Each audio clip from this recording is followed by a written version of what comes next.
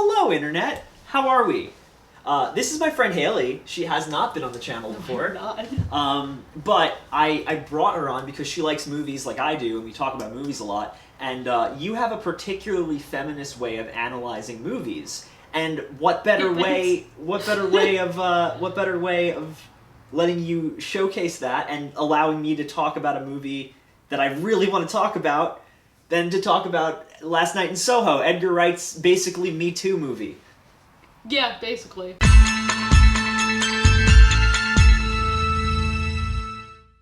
Last night, I saw something in my dreams.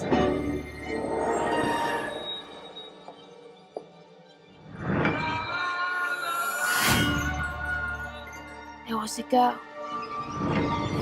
Last Night in Soho is directed by Edgar Wright. It stars Anya Taylor-Joy and Thomasin McKenzie.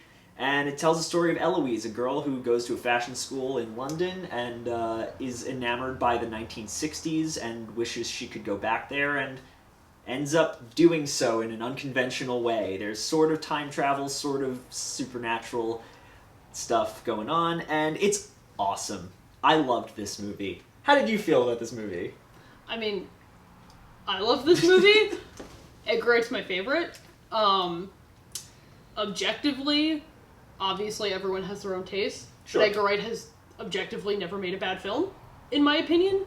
I agree.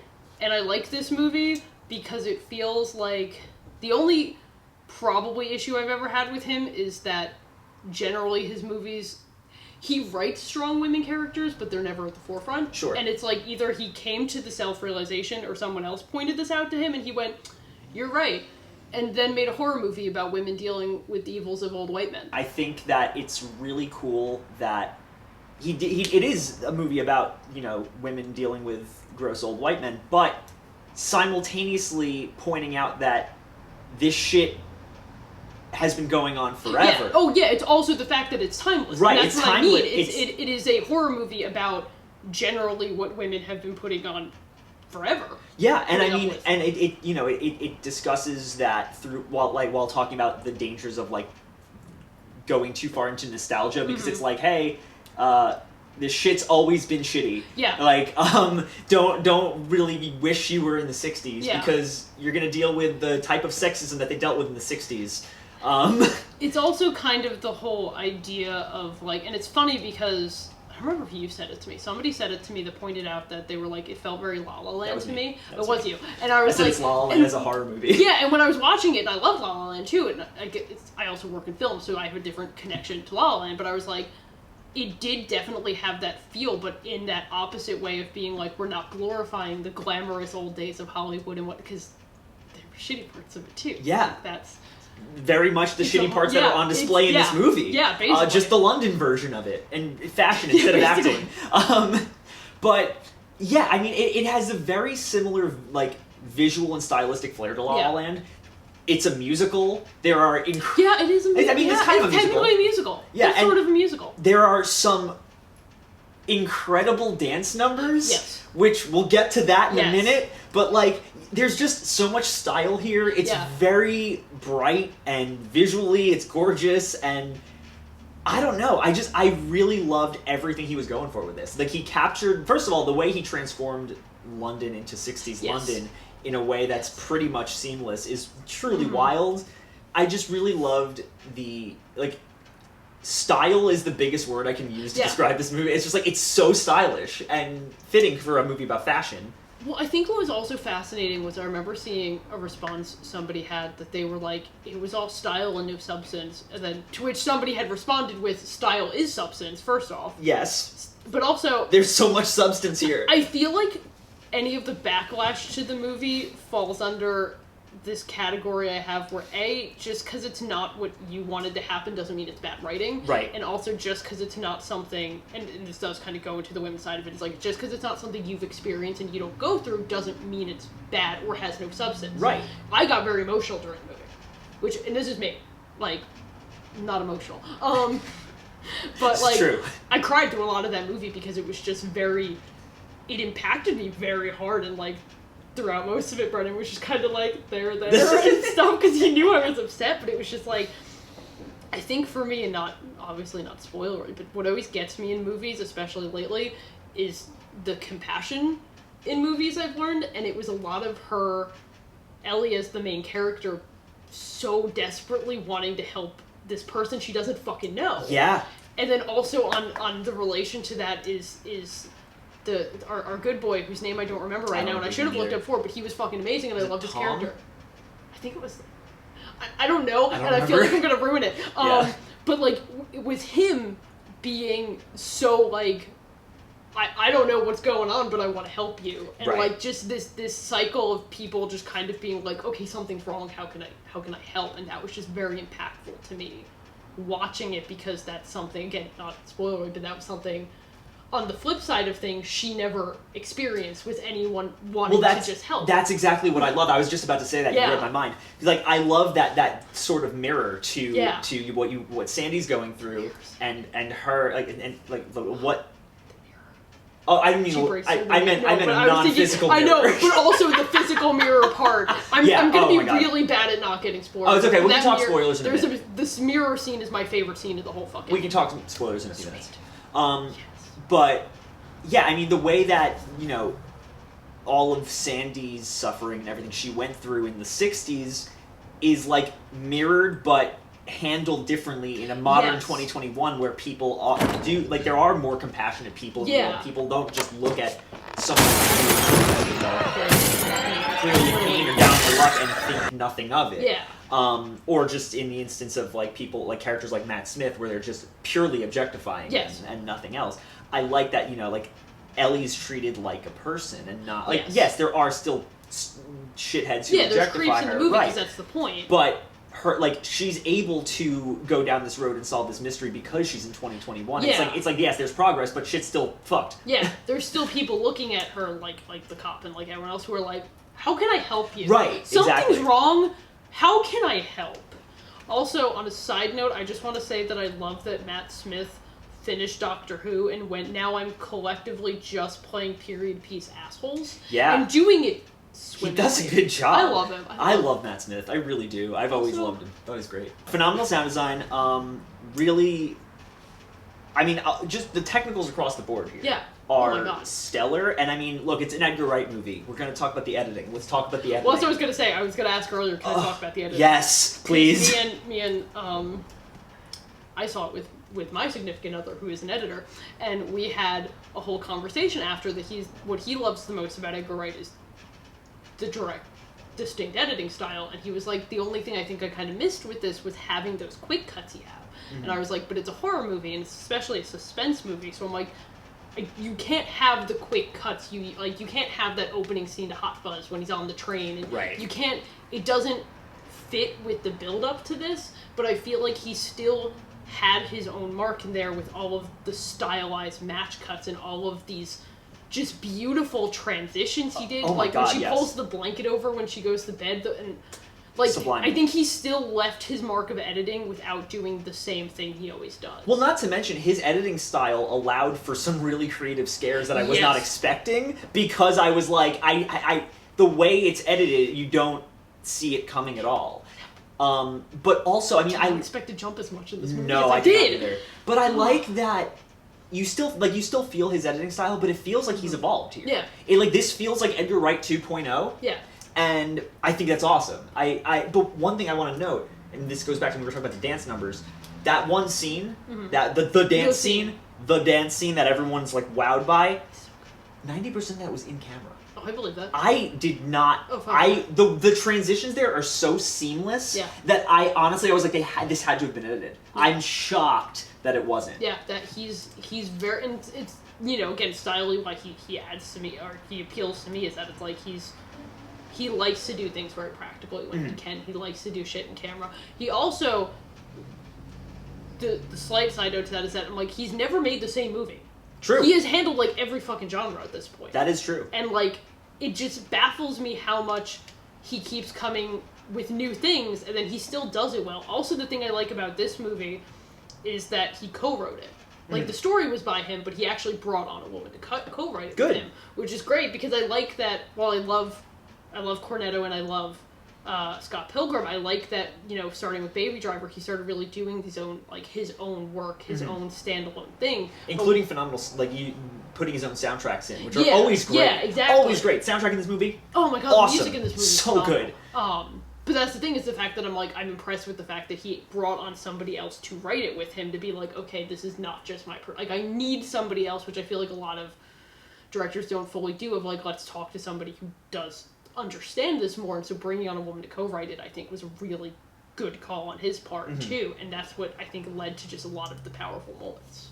Yeah, I think I agree with that 100%. I mean, he really captured a lot of things that I was like, a dude wouldn't get this. And so, I am glad that he brought on, a woman to co-write it, because, you have insight there, just from the way, the shitty roommate, what's her name? Oh, God.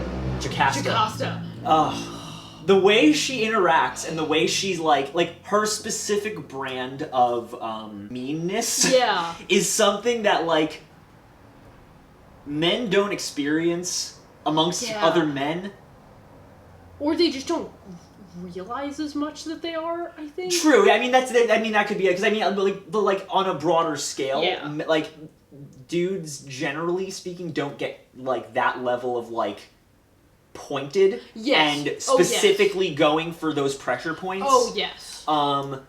That is an exclusive to women thing for the most part, and I don't mean that in the sense of only women do this. I mean that is something that women experience significantly more. Yes. Oh, yeah. And so it's if it was just him writing, I don't think we would have seen that. Yeah, exactly. There was Edgar Wright's humor, because he always makes more humorous things, and even Baby Driver was kind of a more serious drama. No, but there's comedy in there, but there was comedic aspects in it. It kind of skated that line between, it was an action movie at first and foremost, and kind of had lines of comedy and drama, and this one did have its comedy moments, and a lot of it was Jocasta, when she opens the fucking fridge. Yeah, everything's labeled.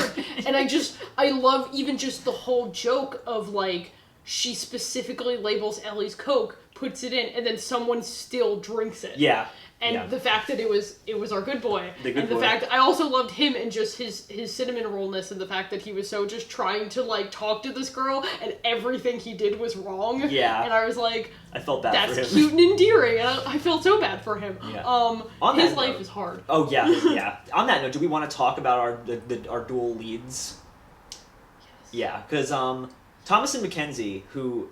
And any of you seen Jojo Rabbit? Because if you haven't, you should. It's phenomenal. This girl is great. She was great. Now I definitely want to see it. Everything I've seen her in, which admittedly has not been much, but everything I've seen her in, she's nailed it. Yeah. She plays it so well, and she plays Ellie so well, and there's that general timidness to her, but you can tell she's really good at what she does, and there's a whole person under there trying to break out. Yeah. And she finds that through this journey she goes on, which I love seeing her both figuratively and literally transform as the movie goes on, and she gets more confident in herself and more I don't know. Yeah, that's... Well, it's interesting because and one of my favorite parts was the whole opening to the movie, because it was a really good way of establishing her as a character and establishing yes, she is this timid shy small town girl, but it's when you're by yourself, it's that singing when nobody's or dancing when nobody's looking kind of thing, that she's just by herself. And I think it was a great way to introduce your main character's even name by having her in the mirror saying it 3 different times, 3 different ways, the way somebody would, who's just daydreaming about their life. And I'm this felt very real, and she gives all these elegant names of saying her name, elegant ways of saying her name, and then you just hear her grandmother go, Ellie, and you're okay, so that's who she is, this is who she wants to be. And then she kind of has the little quirks, and then once she gets into the real world, you're oh, this is who she is. And I liked the casting of Sandy, because I'm okay, she has that picture perfect Hollywood, white blonde. Well, it's who Ellie wants to be. Yes, it's who she wants to be, but it was specifically casting somebody who is enough that she could also make herself look exactly like this and be oh, I can be just like her, just like the 60s. And then over time, it's oh, but this wasn't as great as I thought it was. And then in the end, she finds herself. And that's the ending of her finding her comfort level of being herself without being stuck in that shell. Well, that's it. I think there's we basically get that person from the beginning of the movie. That she was well, that's what I love about it, because yeah. I think there's this beautiful, like, tragedy to it, where you have Ellie, who starts as this unrealized version of herself that becomes realized, whereas you have Sandy, who is who she wants to be, but is just loses all of that. Yeah. And essentially loses a version of herself in the end, which I think is so fascinating and so cool, and the way, like, that dichotomy is incredible. Yeah. I love it. At this point, I feel like I'm comfortable. We should just talk about spoilers. Okay, cool. We kind of have to. We've gotten as far as we can without going into spoilers. So, okay. The mirror scene. Yes. It's my favorite scene when she crashes, and that goes back to that compassion thing, which she's just my favorite scene of the whole fucking movie. Is her beating her fucking fists against this mirror, screaming her name, and then just breaking through the mirror and grabbing her, and then waking up, and it's just like. To me, that was just one of the easily most powerful scenes of the fucking movie of how desperately she's trying to fucking save this woman. That she does not know. And yes, there's a little bit of, like, she's clearly some kind of, like, empath with this, but it was just, this just stranger she doesn't fucking know. Yeah. Just, oh god, it's my favorite scene. I know, I agree. I mean, it's just pure, like, it's, like, pure empathy. Yeah, that's it's my like, main spoiler. That's fine. I agree. I want, like, touching on that, because it's the lead up to that scene. What we were talking about with, like, Edgar Wright 2.0 editing.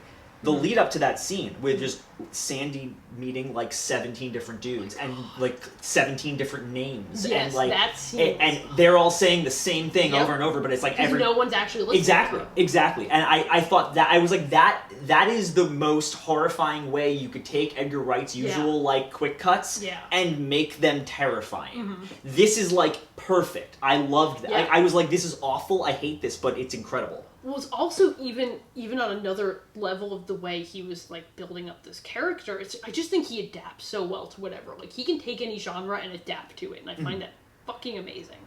But even just the way at the end, because I personally really like the fact that they never really define what her thing is. I mean, to me, it kind of feels pretty straightforward to me that she's like a kind of empath with this, but it adds even more as you go on to this level of like, okay. She's in the house, so she's having the memories of the house. Okay, that makes sense. And then as you're going on, you realize that she's having this woman downstairs' dreams. Basically. Because you get to that whole reveal when you have Sandy saying, or Alex at that point, I guess technically Alex. Yeah, Alex saying like, oh, R.I.P. Her last role. Right? Her last role. And it was great. Yeah. It was fucking god. Queen I didn't know that. I didn't even know that until it ended. I was like, oh my god, I'd forgotten she passed away. It was such a good scene when she's like, I had to erase their faces, and then that's when you realize you're like, oh, Ellie has been seeing. Like, she's not just, like, living through this woman or living through these memories. She's experiencing Alex's memories because she's in this house with her and living her fucking life. And it's like... That makes sense of the only, like, logical issue that I had, which was that in the initial murder scene, you see Sandy die. Yeah. And then it turned... Like, because initially I was like, wait, that does... I was like... It didn't happen, Right. So, but I can understand, like, the way I was understanding and making sense of it in my head was that, figuratively, she died in that room. And it's like, Ellie isn't experiencing directly what happened, but rather, like, just the scars, the emotional scars that were left there. Yeah. And so I kind of viewed it as, like, she's witnessing her dying because, like, that was kind of the point where she's like, I'm just, like, fuck this. Well, it was basically what the cops is, which, honestly, I will give that was... The old guy being the cop was a good twist. Because I thought it was Matt Smith, and I was like, in the whole movie, I was like, this feels really obvious, but it's gotta be Matt Smith. Well, and then when it happened, I was like, oh. It was only at the point when she said that when she's like, you killed her, and he's like, what? Yeah. I was like, oh, it's not Matt Smith. Who the fuck is it? And then you realize it's the dude who looks like Henry Cavill. Yeah. He did. Was it not Henry Cavill? That's who it was. No, it was. I don't think it was, but that's who I kept thinking. It kind of looked like a weird mix between Henry Cavill and James Marsden. Yeah, so I really loved the story it was being told here. I really loved the themes that were being presented. I love the way that they are presented. Yes. It's like, it's a movie for like a post-Me Too world. Yeah. But done in such a way that's stylish and also addresses like everything in a timeless sense, like because these issues have existed constantly. Yeah, and my thing about that, the main fucking criticism I've seen is a bunch of guys being like, oh, like somebody said it was out of character for Ellie to agree with Sandy at the end, when she was like, yeah, they deserve to die. No, they did. I mean, that was the point. Yeah, and that's the whole thing, is I've seen a lot of people like, oh, so the moral is just kill men? That's great. I'm like... No, kill rapists. And that's the thing, is that it's like, I don't think people are comprehending this level of, like, yes, a lot of those men died before Matt Smith. Yeah. That is true. That being said, she tried to walk away and Matt Smith was going to straight up kill her. Mm-hmm. And no one was going to care that she went missing. And that was that. Yes. And most of those fucking men would have done the same. I'll say most. Probably all of them. Yeah. But, like, they would have done the fucking same. Well, that's the point. She had no choice. I know. But that's, like, my biggest thing is that's the only criticism I really fucking see is people who don't get that. And this goes back on that thing I was talking about earlier. Not on this. But, like... this thing of experiences that people don't have, that they can't step into somebody else's level or shoes to be like, oh yeah, this was a horrible situation for her. And it's like, she didn't have a choice anymore here. It's really funny that that's what people are getting mad about, because when it happened in the movie and the ghosts are all like, kill her, yeah, I was gonna get mad if she had agreed. I was like, no. I was like, don't fucking side with the rapist ghosts. Ew. Straight up tensed up and like was just like, no, I will walk out of the movie. I was like, yo, this will make me actually mad. Yeah, I was going to walk out of the movie if they actually like sympathized the fucking dead guys. I think it's probably my new favorite Edgar Wright film. I agree with that. I think it's his best. I think so. I definitely, just for the emotional place, my other favorite is still, I do still love World's End. Understandable. I love Hot Fuzz. Hot Fuzz is one of my favorite comedies ever made. Hot Fuzz is your favorite. Oh, it's one of my favorite comedies ever. Fascinating. It's so fucking funny. On that note, Internet, thank you all for watching. If you like this channel and you want to see more, click the thing down there, like, comment, subscribe, click the bell if you want to know when I upload, which has been less frequently than I'd like. There's been a lot of foreign horror movies I've been trying to talk about and struggling to, so... if anyone wants to come on and help, this is a plea. Patreon link is down in the description if you want to donate to this channel, help us grow, make new, better quality content for you all to enjoy. Click the link down there. You'd be like any of these people right here. Look at them. They're such nice folks. All of them were kind enough to think that that I'm cool enough to be worth supporting. So if you want to do that, thanks guys. Hey, click the thing. I'll see y'all soon. Stop saying click the thing. You can't save me.